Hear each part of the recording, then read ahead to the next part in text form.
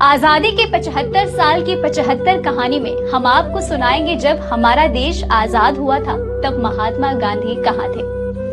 भारत के स्वतंत्रता आंदोलन का नेतृत्व महात्मा गांधी ने किया था, लेकिन जब हमारा देश 15 अगस्त 1947 को आजाद हुआ था तो महात्मा गांधी इस जश्न में शामिल नहीं थे। ऐसे में आप भी सोच रहे होंगे कि आखिर जब हमारा देश आजाद हुआ था तो ऐसे में महात्मा गांधी जी कहाँ थे। चलिए हम आपको बताते हैं।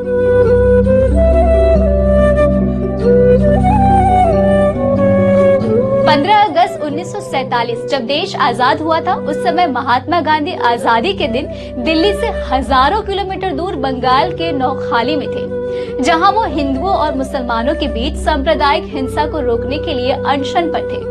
बता दें कि जब ये तय किया गया कि भारत 15 अगस्त को आजाद होगा तो जवाहरलाल नेहरू और सरदार भाई पटेल ने महात्मा गांधी को खत भेजा। इस खत में लिखा था, 15 अगस्त हमारा पहला स्वाधीनता दिवस होगा, आप राष्ट्रपिता हैं, इसमें शामिल होना और अपना आशीर्वाद दें। जब महात्मा गांधी जी को ये खत मिला तो उन्होंने इस खत को पढ़ते हुए इसमें जवाब देते हुए लिखा कि जब कलकत्ते में हिंदू मुस्लिम एक दूसरे की जान ले रहे हैं तो ऐसे में इस जश्न में मैं कैसे आ सकता हूँ।